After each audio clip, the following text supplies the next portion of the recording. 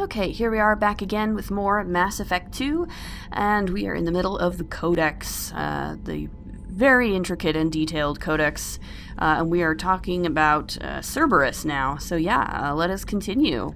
Without further ado. The reclusive tycoon calling himself the Elusive Man is a human nationalist focused on advancing human interests, whatever the cost to non-humans. The Citadel Council regards him as a fanatic, posing a serious threat to galactic security. A mysterious maverick, to say the least, the Elusive Man heads the Cerberus network. Dubbed the Elusive Empire by investigators, Cerberus is an allegedly untraceable syndicate of private intelligence agencies, biotics laboratories, engineering and scientific research teams, and lucrative front companies. Branded a terrorist and seditionist organization by authorities, Cerberus is the only human power base other than the Terra Firma Party, strong enough to embarrass, if not threaten, the Council and its human representatives. Yep, that's pretty scary. I do appreciate the fact that this game doesn't make any bones about the fact that Cerberus is pretty nasty. Immediately, and the reclusive tycoon calling himself the Elusive Man. And that's pretty cool. Even despite the fact that we're sort of forced to work with them, the game is like, yeah, you're forced to work with them, but they are very, very shady. Immediately founded by notorious Batarian slaver Solum Dulcera, the Blue Suns began as a Skillian Verge protection racket, providing genuine protection from slavers and pirates. Eventually captured by the Systems Alliance Navy, Dulcera beat almost 24 charges to be convicted on a single count of conspiracy. The slaver benefited from the tutelage of cellmate and brilliant con artist Bernard Legit's Ledger. Upon release 5 years later, Dulcera incorporated Blue Suns as a legal security agency. Today, the Blue Suns boast a galaxy-wide force of Batarians, Turians, humans, and Krogan. Each deployment is backed by a logistics corps, selling everything from heavy weapons to shaving cream. Despite claims that Blue Suns sells its captives as slaves, no Blue Suns employee has ever been convicted on such charges. Many Blue Suns members sport the company logo in tattoo form, removed during assignments and reapplied at mission end. That's pretty hardcore, I have to admit. Just getting tattoos and then getting them removed constantly. Like, wow. Brainchild of Asari Commando Jonas Sideris, Eclipse was incorporated as a proactive security company.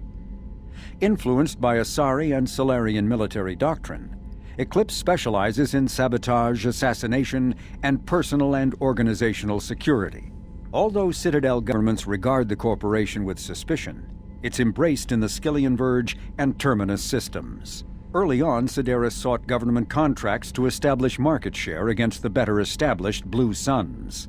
Her agency scored a galactic PR coup by retaking several space stations captured by the Anhur People's Liberation Army and neutralizing its leaders, a victory Eclipse's marketing department never ceases trumpeting.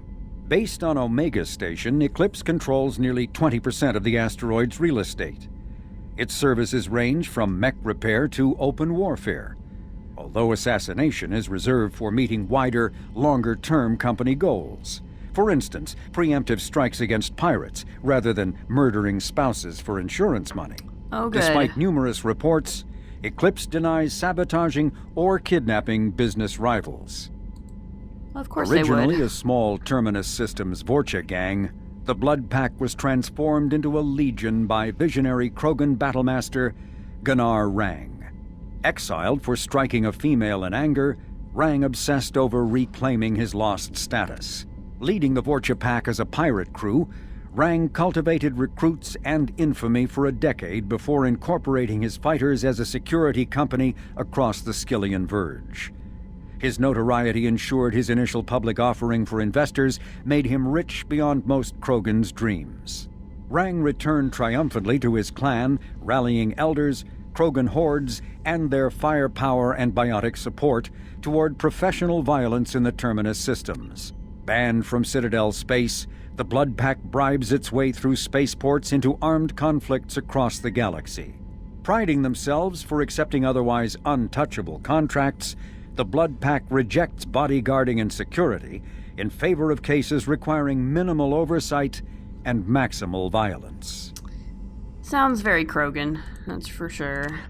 Freedom's Progress colony was once a typical Alliance settlement, but following complete communications blackout and its apparent destruction, is now a lightning rod for anxiety and dread in the galactic human community.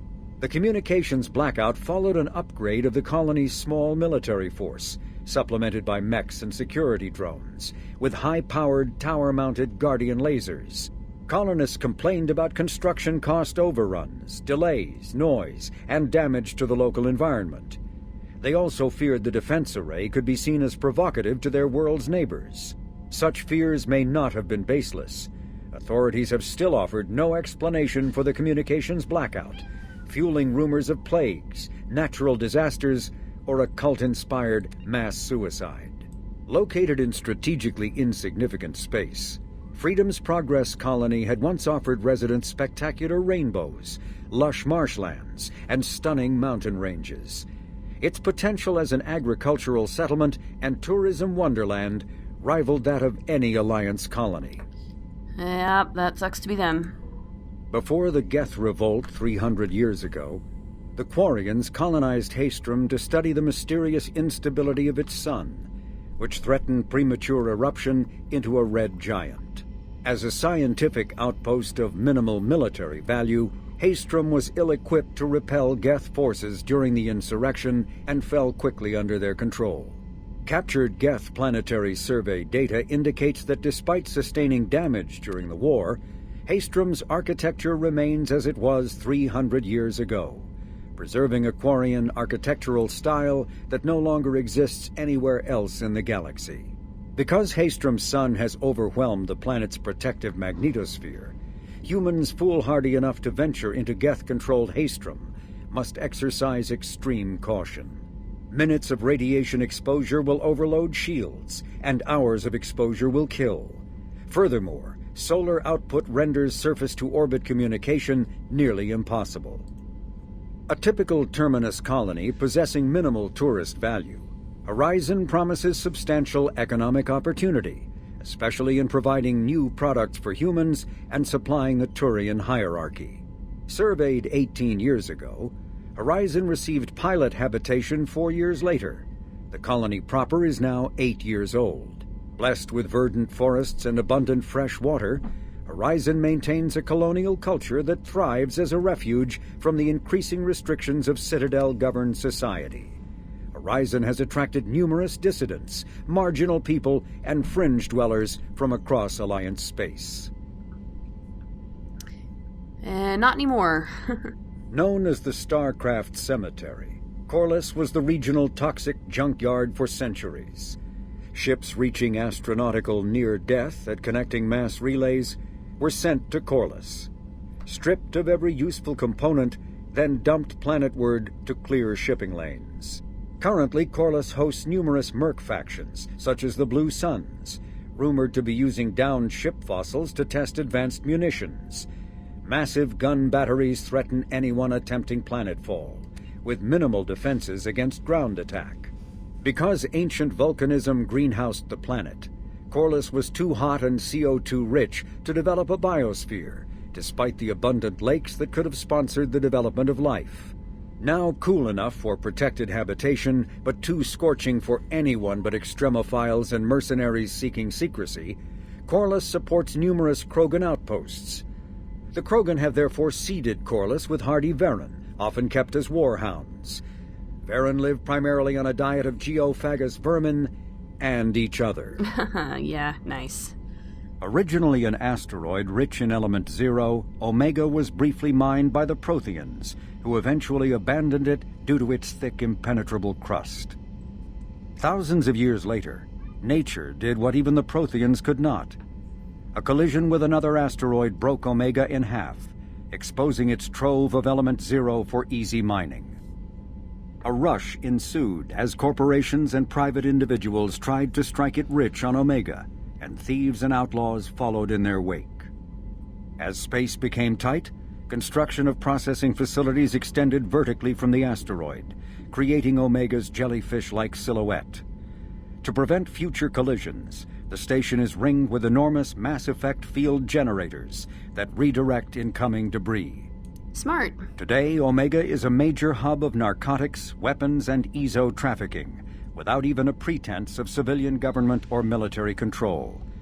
Only mercenary groups have been able to instill a limited order. The most ruthless is an Asari syndicate run by the notorious Arya T'Loak. Fascinating. The Systems Alliance space vehicle Normandy is a prototype starship created as a joint human and Turian venture. A frigate optimized for reconnaissance missions, the vessel uses state-of-the-art stealth technology. Most ships generate tremendous heat that is easily detectable against the absolute zero background of space. The Normandy, however, temporarily sinks this heat within its hull. Because of exterior hull refrigeration, the ship can travel undetected for hours, or drift passively for days of covert observation. That heat sinking carries the risk of cooking the crew alive if the stored heat is not eventually radiated. Also contributing to stealth is the Normandy's revolutionary Tantalus drive, a Mass Effect core double the standard size. The Tantalus generates mass concentrations that the Normandy falls into, allowing it to move without the use of heat-emitting thrusters. Too bad it got blown up. With elaborate secrecy, Cerberus labored for years to build a new, superior Normandy. The vehicle's many alterations produced a craft nearly double the original size, requiring an even larger Tantalus drive core to compensate. The new Normandy features greater space in living quarters, research laboratory, observation deck, and cargo bay. Its shuttle can make landings the Normandy cannot attempt. In addition to tight beam communicators, Normandy's Quantum Entanglement Communicator, QEC, provides instantaneous contact with the elusive man. The Enhanced Defense Intelligence AI coordinates many of the ship's combat functions, assisting and even supplanting human piloting. Potential upgrades are numerous. The airframe could support additional armor and an axial mass accelerator. The thrusters could support recent advances in fuel technology beyond H2O2 chemical rockets. And the hull can mount double the standard number of kinetic barrier projectors, leaving space for stronger shields, easily sustainable via the new EZO drive core. I'm glad even the Codex is telling me I need to upgrade the Normandy. The Systems Alliance UT-47 drop shuttle landing craft holds 12 soldiers in a cramped, uncomfortable cargo bay and 2 more in the cockpit. Officially named the Kodiak, the drop shuttle is better known to Alliance Marines as the Combat Cockroach due to its appearance and durability. The vehicle's robust environmental sealant technology exposes few vulnerable parts to the elements. First tested in the sulfuric acid clouds and extreme temperatures of Venus, the Kodiak can land in hard vacuum, high pressure, and temperatures from near absolute zero to over 900 degrees Celsius. A true contragravitic vehicle, the Kodiak's substantial element zero core allows flight by entirely countering the vehicle's mass. Its small thrusters are for directional control only, so if the mass effect field fails, the vehicle becomes a proverbial 3 million credit coffin. The Unarmed Shuttle forgoes weaponry space for active masking, electronic countermeasures, and a robust kinetic barrier system, ideal for dropping troops undetected. So we don't really want to shoot anything in the shuttle, we just want to drop people off and leave, basically, is what you're saying. Biotics is the ability of rare individuals to manipulate dark energy and create mass effect fields through the use of electrical impulses from the brain. Intense training and surgically implanted amplifiers are necessary for a biotic to produce mass effect fields powerful enough for practical use. The relative strength of biotic abilities varies greatly among species and with each individual. There are 3 branches of biotics. Telekinesis uses mass-lowering fields to levitate or impel objects. Mass-raising kinetic fields are used to block or pin objects. Spatial distortion uses rapidly shifting mass fields to shred objects. Most organic species are capable of developing biotic abilities, though there are risks involved. Biotics are the result of an in utero exposure to element 0. This usually causes fatal cancers in the victim, but in rare cases, it coalesces into nodules within the fetus's developing nervous system. When subjected to an electrical current, the rare material dubbed element 0, or EZO, emits a dark energy field that raises or lowers the mass of all objects within it. This mass effect is used in countless ways, from generating artificial gravity to manufacturing high-strength construction materials. It is most prominently used to enable faster-than-light space travel. EZO is generated when solid matter, such as a planet, is affected by the energy of a star going supernova. The material is common in the asteroid debris that orbits neutron stars and pulsars. These are dangerous places to mine, requiring extensive use of robotics, telepresence, and shielding to survive the incredible radiation from the dead star. Only a few major corporations can afford the setup costs required to work these primary sources. Humanity discovered refined element 0 at the Prothean Research Station on Mars, allowing them to create mass effect fields and develop FTL travel.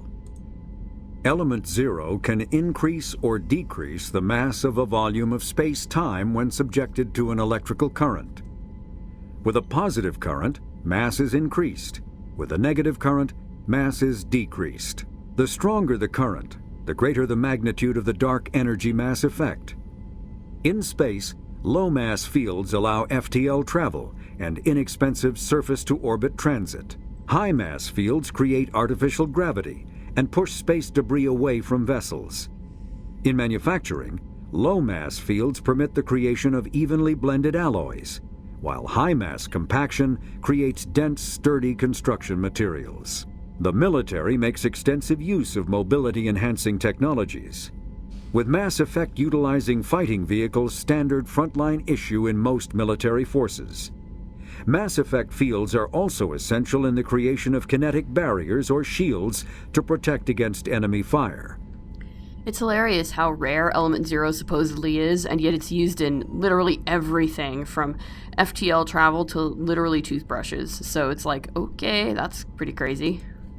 Mass relays are feats of Prothean engineering advanced far beyond the technology of any living species. They are enormous structures scattered throughout the stars and can create corridors of virtually mass-free space, allowing instantaneous transit between locations separated by years or even centuries of travel using conventional FTL drives. Primary mass relays can propel ships thousands of light years, often from one spiral arm of the galaxy to another. However, they have fixed one-to-one connections. A primary relay connects to one other primary relay and nowhere else. Secondary relays can only propel ships across a few hundred light years. However, they are omnidirectional. A secondary relay can send a ship to any other relay within its limited range. There are many dormant primary relays whose corresponding twins have not yet been located. These are left inactive until their partner is charted, as established civilizations are unwilling to blindly open a passage that might connect them to a hostile species. Which, you know, that's a fairly reasonable fear to have when you've got these giant relays that could go anywhere in the galaxy and you don't know where. I do really like the whole conceit of the primary and secondary relays. I think that's really kind of neat little detail. Omni Tools are handheld devices that combine a computer microframe, sensor analysis pack, and manufacturing fabricator. Versatile and reliable, an Omni Tool can be used to analyze and adjust the functionality of most standard equipment, including weapons and armor, from a distance. The fabrication module can rapidly assemble small three-dimensional objects from common reusable industrial plastics, ceramics, and light alloys. This allows for field repairs and modifications to most standard items, as well as the reuse of salvaged equipment. Omni Tools are standard issue for soldiers and first-in colonists. I would love to have an Omni Tool IRL. The Collector's particle beam weapon is strangely crafted, possessing few moving parts lacking any obvious means for disassembly and containing organic parts. The amount of energy required to create a destructive beam is several orders of magnitude more than the energy required to launch a physical projectile at high velocity via a mass effect field. Lacking any clear ammunition or fuel source, the device likely uses heat sinks or compensators to maintain firing during sustained combat. Current Cerberus efforts to understand the technology and replicate it have failed. I really like that they have like this particle beam and they're like, yeah, actually this is kind of impossible, but we threw this in here anyway, and so we're just going to make a little Codex entry about how impossible it is. Metagel is a common medicinal salve used by paramedics, EMTs, and military personnel. It combines several useful applications: a local anesthetic, disinfectant, and clotting agent all in one. Once applied, the gel is designed to grip tight to flesh until subjected to a frequency of ultrasound. It is sealable against liquids, most notably blood, as well as contaminants and gases. The gel is a genetically engineered bioplasm created by the CERTA Foundation, a medical technology megacorp based on Earth. Technically, Metagel violates Council laws against genetic engineering, but to date, it has proved far too useful to ban. Based on existing technology, the ML-77 is a rapid-fire missile launcher using seeking projectiles. Each projectile features a friend or foe recognition system, ensuring it will find a hostile target even if the user's aim is not completely accurate. The weapon excels at taking out snipers and other entrenched enemies in dense urban environments. This makes it popular with mercenary groups, particularly the Blue Suns mercenary band. Missile launchers have been appearing with increasing frequency in the Terminus system, but their point of manufacture is unknown. Legal duplication of missile launchers is difficult due to fabrication rights management, FRM, technology. Oh, FRM. I need an FRM-free weapon, that's for sure. Alright, look at all this. Oh my god, there's still so much. Oh my gosh. Okay, here we go. This is the stuff I get to read myself. Asari biology. Asari have a robust cellular regenerative system. While they do not heal faster than other species, Asari are known to reach 1,000 years of age. Although Asari have one gender, they are not asexual, and Asari provides 2 copies of her own genes to her offspring. The second set is altered in a unique process called melding. During melding, an Asari... oh my gosh, this is really long. An Asari consciously attunes her nervous system to her partner's, sending and receiving electrical impulses directly through the skin. The partner can be another Asari or an alien of either gender. Effectively, the Asari and her partner briefly become one unified nervous system. This unique means of reproduction is the reason Asari are talented biotics. Their evolved ability to consciously control nerve impulses is very similar to biotic training. Asari believe that their offspring acquire the best qualities of the father from the melded genes, but evidence is anecdotal. Asari pass through 3 climacteric life stages, marked by biochemical and physiological changes. The maiden stage begins at birth and is marked by the drive to explore and experience. Most young Asari are curious and restless. The matron stage of life begins around the age of 350, though it can be triggered earlier if the individual melds frequently. This period is marked by a desire to settle in one area and raise children. The matriarch stage begins around 700, or earlier if the individual melds rarely. Matriarchs become active in their community as sages and counselors, dispensing wisdom from centuries of experience. While each stage of life is marked by strong biological tendencies, individuals do make unexpected life choices. For example, there are maidens who stay close to home rather than explore, matrons who would rather work than build a family, and matriarchs who have no interest in community affairs.